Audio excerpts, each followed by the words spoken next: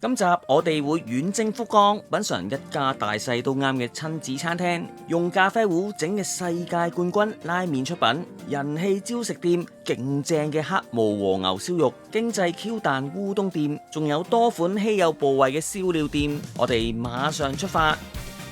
大家好啊，我係小黃，又要努力拍片賺點擊買大屋俾老婆啦。前年去完福岡之後，發現福岡實在太好玩啊！福岡有嘢食，有嘢買，有嘢玩，機場又近市區噃，周邊城市又有自然景色，重點冇大阪、東京咁多人啊嘛。適逢櫻花盛開之季啊，我哋再次踏足福岡，仲去咗由布院啦、長崎、豪斯登堡，我會分幾集介紹俾大家。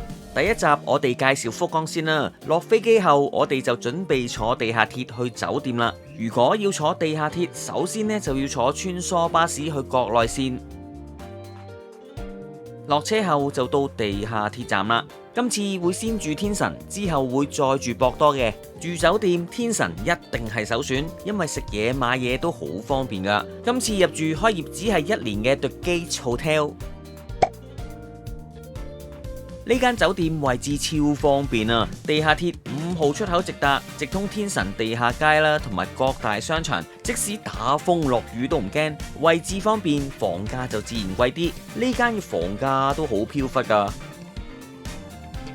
我哋預訂嘅係標準3人房，房間呢就秉承咗日本寸金尺土嘅特色，但勝在乾淨企理，設施齊備。我哋早出晚歸都冇乜所謂嘅，始終開業只係1年，新淨程度就有保障。房間有電視，仲貼心咁樣準備咗 USB 充電線、咖啡機、各種嘅茶包，衣櫃都係標準配置。浴室有花灑，仲有浴缸添，血拼完可以消除一下疲勞。雖然浴室就唔算話好大，都有雙洗手盆，基本用品齊備。廁所都係獨立分開。酒店設有健身室，仲有個 lounge 添，住客可以免費享用。有時一家大細去旅行，想食刺身飯，但係有時餐廳又未必有食物啱小朋友噃。呢間餐廳就可以解決以上問題啦。餐廳以木系風格設計，營造出舒服嘅用餐環境，有一種好似竹林用餐嘅感覺。餐廳有英文餐牌，食物種類都算多元化，有燒魚、天婦羅、炸豬扒，各種嘅刺身飯，仲有兒童餐供應添，食物一家大細都啱。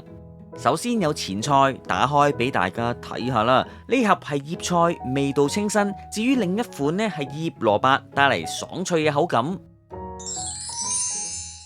哇！睇下呢個兒童餐，食物係成架車送上噶，選擇好豐富，搞到呢我都想馬上點翻個兒童餐嚟食。呢款兒童餐有漢堡扒、炸蝦、蒸蛋、飯團、布甸。我個女就好嘴刁嘅，佢話俾我知啊，呢個兒童餐食物就夠香脆，都幾好食嘅，小朋友嚟到應該會好開心。我要咗什錦刺身飯套餐，食飯之前先飲碗湯先。呢碗湯用咗海鮮去熬製噶，而帶子就帶出咗鮮味，再加埋海帶啦、蔥花，味道就特別鮮甜，好飲過一般嗰啲味噌湯。什錦刺身飯都幾多海鮮材料噶，當中有三文魚啦、三文魚子、海膽、章紅魚、鯛魚、魷魚、赤身、大拖羅等材料。刺身有2種食法，可以點豉油啦，或者用呢啲芝麻醬去點。我中意食海膽，但係海膽呢就表現失準，帶有明顯嘅明岩苦澀味。一粒粒三文魚子好鮮味噶，鯛魚係反晒光，有光澤，佢嘅質地就好爽彈嘅，味道鮮甜。赤身就較為普通，拖羅油脂豐富，入口係慢慢融化噶，順理成章成為咗刺身當中嘅 MVP。秋葵帶有獨特嘅黏性同埋爽脆嘅口感，佢嘅黏性有啲似食納豆嘅感覺，係咪夾呢？呢點就見仁見智啦。蒸蛋係蒸到好滑嘅，當中有雞同埋蝦做材料。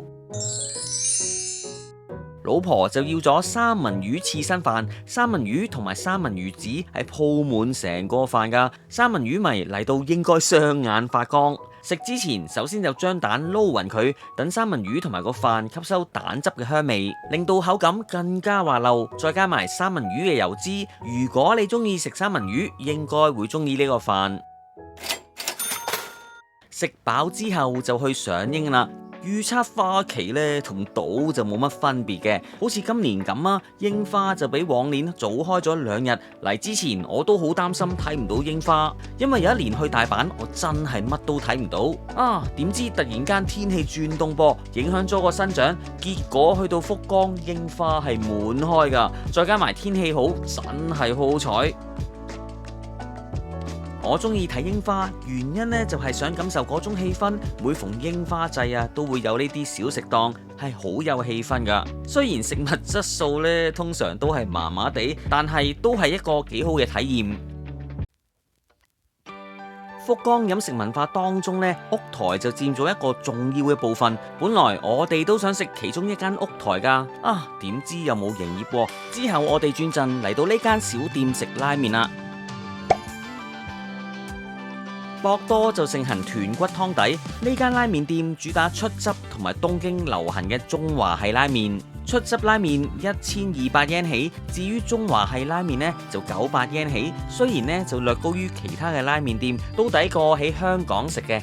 店主大膽打破傳統，利用煮咖啡常見嗰啲紅級糊呢，以飛魚乾同埋昆布為底，現場萃取由牛、豚、雞、河豚、堅魚等7種自家製成嘅節精華，除咗滿足視覺效果之外呢，又能夠鎖住最精華嘅味道。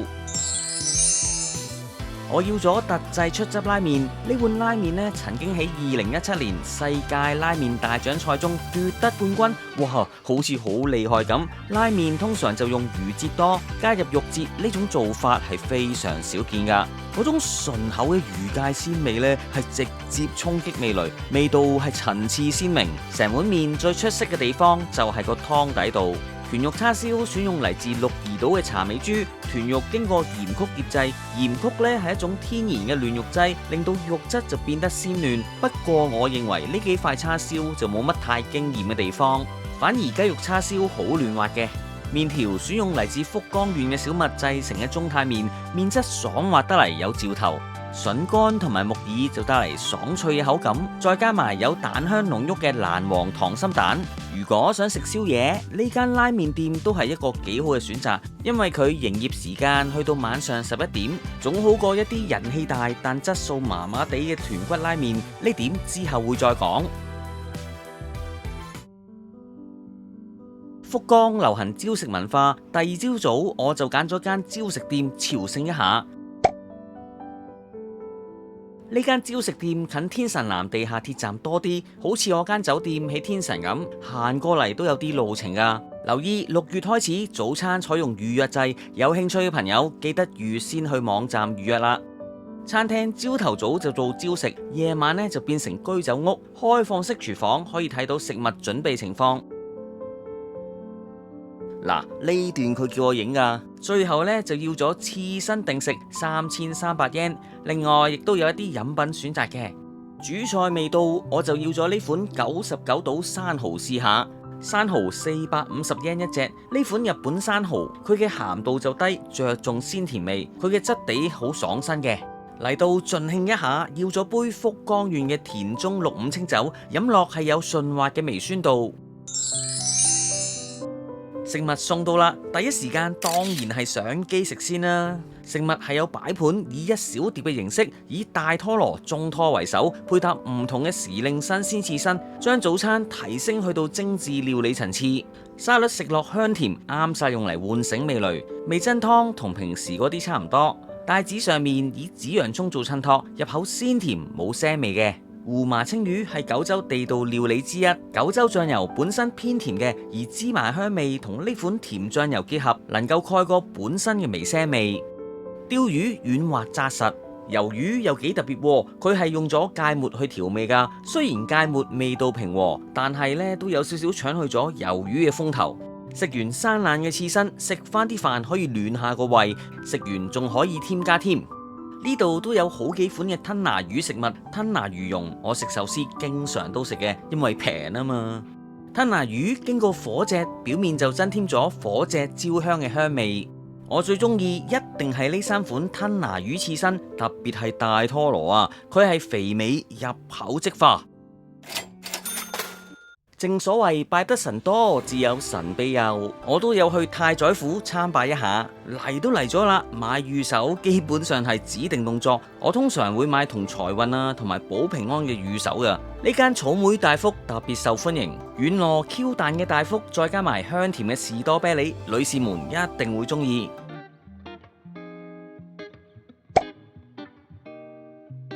去日本一定要食燒肉，我就揀咗呢間位於赤坂嘅燒肉店。佢哋嘅牛肉係嚟自鹿兒島自家飼養嘅黑毛和牛，和牛仲特別選用咗黐牛。黐牛就好似美女白滑嘅肌膚咁，肉質更柔軟，脂肪熔點更低。我哋睇下餐牌啦，餐牌都有英文翻譯嘅，有漢字都 OK 啊。如果你有選擇困難症，可以揀套餐。燒肉店提供多款嘅牛肉部位，價錢唔敢講話好平，一場嚟到冇所謂啦，最緊要好食，啱唔啱？燒肉店用 gas 爐，風味一定就有啲折扣。牛舌一定係厚切先好食，薄到成張紙嗰啲牛舌呢，真係唔食好過。呢款牛舌係限量供應，牛舌係加咗鹽去調味嘅，最簡單嘅調味就係最好嘅調味。牛舌係厚切爽彈，又有油香，燒過後呢，就做到外脆內嫩嘅口感，加少少檸檬汁，牛肉嘅鮮味會更突出。餐廳提供燒肉汁同埋酸檸檬汁，檸檬汁酸甜開胃，特別啱用一啲油脂豐富嘅部位，食落起碼冇咁漏先啦。中意食牛舌嘅朋友嚟到一定要點呢個。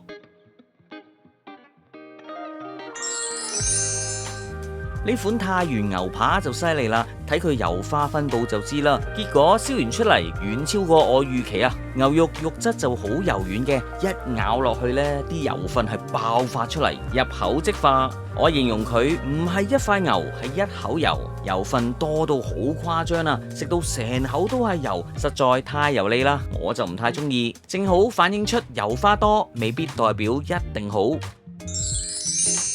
之後有特選牛五花，牛五花嘅油脂呢就好似雪花咁均勻，牛五花肉質豐富，入口慢慢融化噶，佢嘅油分相對就冇咁勁，起碼品嘗到牛肉本身嘅淋滑先。燒肉配生啤基本上係指定動作。冇錯，牛肉有油花係好，但係食到一半嗰陣已經有少少漏嘅感覺，要叫翻碟沙律消化一下。淨係食牛好似有啲單調，所以就要多碟海鮮拼盤，有大蝦、帶子同埋魷魚。呢啲海鮮呢都係普通急凍雪藏貨式，食落係冇乜鮮味噶，唔好嘥錢叫呢碟海鮮拼盤。最後要多客壽喜燒，呢款食物係將傳統嘅壽喜燒同埋燒肉結合，牛肉就預先加咗壽喜燒汁，另外準備咗生雞蛋俾大家，因為佢係薄薄地一塊啊，就唔似頭先嗰啲有一定嘅厚度，好容易就燒燶，所以燒嗰陣啊都要小心睇火，除非你想食燒燶咗嘅牛肉。牛肉燒過後鎖住咗肉汁同埋香甜嘅壽喜燒汁，牛肉本身好嫩嘅，染上生雞蛋後呢，令到肉質滑上加滑，食完大滿足。呢支呢係用抹茶、利口酒調製而成噶，水果調酒就飲得多，抹茶我都係第一次試啊！呢款酒味道微酸，有沉實嘅抹茶同埋嚟自利口酒嘅香甜，飲落係有氣泡感，都幾特別噶。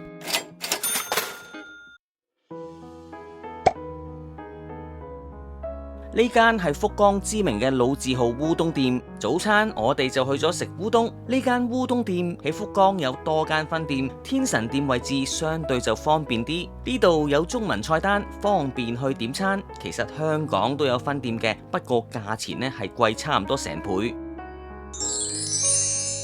我要咗明太子魚餅長槍烏冬，槍型牛膀天婦羅係呢度嘅名物，足足有成32cm 長啊，仲長過隻碗。牛膀天婦羅口感爽脆嘅，炸到外脆內軟，不過就略為油咗少少。明太子係福岡名物，呢碗烏冬呢就加咗明太子做材料。明太子為烏冬帶嚟咗少少嘅辛辣同埋鮮味，起碼冇咁淡先。魚餅都幾大塊下嘅，佢嘅口感 Q 彈，同平時食開嗰啲差唔多。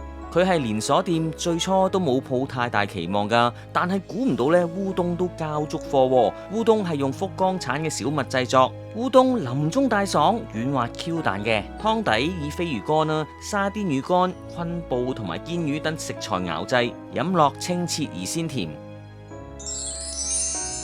我哋要多碗牛肉烏冬，牛肉烏冬就冇乜特別。雖然烏冬我唔敢話一試難忘，但係至少食得舒服先。午餐晚餐我未必會揀呢度。如果朝頭早想食清少少嘅食物，烏冬都係一個選擇。返到博多後，帶大家去食串燒。鳥雞研究團係博多知名嘅燒料專門店。好多本地人幫襯㗎，餐廳有吧台，亦都有普通座位。嚟之前我已經預先喺網上訂位，揀咗極致燒料套餐。英文版面淨係得一個選擇，反而日文呢有多個選擇噃。唔知道咁樣算唔算陰陽菜單呢？所以用電話預約就比較好啲。我哋睇下餐牌啦，呢度提供咗多款燒料店少見嘅稀有部位，有幾款嘅套餐，亦都有唔同嘅單點食物選擇。酒精類飲品都值得留意㗎，除咗啤酒、雞尾酒、日本酒，仲有一啲精釀啤酒添。我哋要咗極致燒料套餐6600 yen，食物燒之前都會俾大家驗明正身。呢度嘅食材都好講究㗎，店家嚴選九州當地嘅熊本天草大王、宮崎地雞、福岡博多地雞同埋鹿兒島嘅黑薩摩雞去製作燒料。對我嚟講呢，燒料同埋生啤基本上就畫上咗等號。首先有雞肉刺身，雖然呢就未必個個接受，其實佢係九州嘅流行飲食文化。呢款雞肉好得意㗎，係有煙燻過嘅味道，再加埋麻油去撈，食落腍滑冇腥味嘅。至於海帶同埋洋葱帶嚟爽脆清新嘅口感。第一款串燒係雞肉串燒，雞肉當中捲住咗菜。呢款雞肉串燒簡單用鹽去燒，最能夠品嚐到原始嘅肉香。雞肉係肉嫩多汁，好 juicy 㗎，啖啖肉係一個好開始。第二款串燒，雞肉係包住大葱，上面就加咗少少醬去提味嘅。個皮呢係燒到好焦脆㗎，聞落就好香，好似燒嘢食燒雞翼嗰塊皮咁，味道鹹香惹味。大葱就為雞肉增添咗葱嘅香味，食落就更具層次。呢個都幾好㗎。第三款串燒有燒五花腩，五花腩係肥瘦相間，有油香。呢度始終主打係雞，五花腩就唔算話太驚豔。食到呢度中間有番茄做間場。第四款串燒有蹄燈，蹄燈係未成熟嘅雞蛋連同輸卵管組成。雖然呢款食物未必個個都接受到，其實佢係好好食噶。粒蛋一咬呢係爆醬噶，好似食雞子咁。當然呢粒就有蛋香。第五款串燒有燒雞皮，雞皮係加咗醬汁去燒嘅，軟腍煙韌當中呢帶少少焦香嘅味道，用汁燒咬落多汁，煙煙韌韌，口感有啲似豬大腸噶。第六款串燒係免治雞肉，免治雞肉係外脆內軟，呢款就普通少少。第七款串燒有雞腎，雞腎係一個好爽嘅部位，我就中意佢嘅口感，調味方面就略為鹹咗少少。雞肝醬多士雖然呢就唔及鵝肝醬咁豪華，佢有綿密嘅口感，冇內臟嘅異味，配搭香脆嘅多士呢，有一脆一軟嘅口感。第八款串燒有傳統嘅燒雞翼，呢隻雞翼好大隻下噶，其實係咪用咗火雞翼呢？用鏡頭蓋對比一下就知。雖然雞翼賣相吸引，但係肉質就偏韌，多多少少都有啲失望。第九款串燒有雞肉赤肉，雞肉都好腍嘅。最後一串有燒青豆，青豆爽脆清甜，為串燒嘅部分做總結。一場嚟到，當然要飲翻杯精釀啤酒啦。呢杯啤酒係富有果香嘅味道，可以平衡翻燒料嘅油脂。喺日本食燒料，通常以拉麵或者茶泡飯做結尾。呢碗拉麵表面有一層雞油喺度，拉麵冇花巧嘅材料，係一碗淡麗鹽味雞湯拉麵，純粹係為咗增加飽肚感，冇乜特別。不過最後都食晒。最後有雲呢拿雪糕做總結。呢間串燒店，我認為係成個旅程當中最推薦嘅一間。下一集仲有更多福岡美食等住大家，記得唔好錯過啦！今集時間差唔多，記得要訂閱、讚好同埋撳埋旁邊嘅鐘仔。多謝各位收睇，開心嘅時間過得特別快，又係時候講拜拜，拜拜。